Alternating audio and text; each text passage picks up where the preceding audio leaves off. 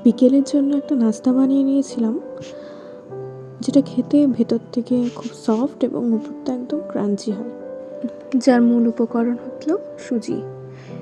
এজন্য কড়াইয়ে তেল গরম করে সামান্য জিরা, সরিষা এবং চিলি ফ্লেক্স দিয়ে কিছুক্ষণ তেলে নাড়াচাড়া করার পর সেই তেলে সামান্য জল দিয়ে দিলাম এবং উপর থেকে দিয়ে দিলাম অরিগ্যানো এবং এরপর সামান্য লবণ, সামান্য চিনি দিয়ে দিলাম।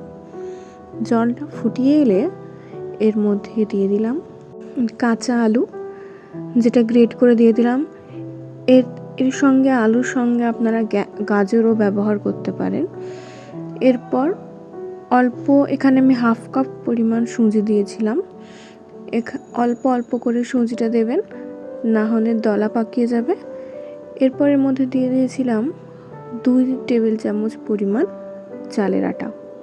ভালো করে মিশিয়ে নিয়েছিলাম। এখানে চালের আটা পরিবর্তে আপনারা বেসনও ইউজ করতে পারেন, সেক্ষেত্রেও খেতে খুব ভালো। সুজি আটা ভালোভাবে সেদ্ধ হয়ে গেছে এবং কড়াই ছেড়ে দিয়েছে। এরপর অন্য পাত্রে ঢেলে নিয়ে এটা ঠান্ডা হয়ে এলে গোল গোল বলের আকারে আমি করে নিয়েছিলাম। সমস্ত বলগুলো হয়ে যাওয়ার পর এবার কড়াইয়ে তেল গরম করে বলগুলো একটা একটা করে ছেড়ে দিলাম।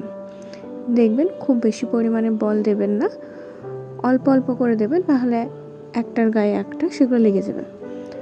খুব অল্প আঁচে এগুলা 5 মিনিট ধরে ভেজে নিতে হবে।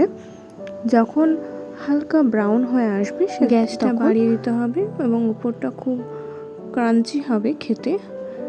উপরটা খুব ক্রাঞ্চি হবে এবং ভেতরটা সফট থাকবে। এইভাবে আমি সব বলগুলো এক এক করে ভেজে নিয়েছিলাম। প্রথমে লো হিটে, পরে হাই হিটে ভেজে নিয়ে একটা একটা করে বল তুলে নিয়েছিলাম। বলগুলো বানানো হয়ে গেছে এবং খুব মুচমুচে হয়েছিল। উপরটা যতটাই ক্রাঞ্চি, ভেতরটা ততটাই সফট। খেতে খুব ভালো হয়েছিল। খুব অল্প সময়ে অল্প উপকরণ দিয়ে তৈরি করা যায় বিকেলের একটা ছোট্ট নাস্তা। বাড়িতে অবশ্যই বানিয়ে দেখতে পারেন। ভিডিওটি সম্পূর্ণ দেখার জন্য অসংখ্য ধন্যবাদ।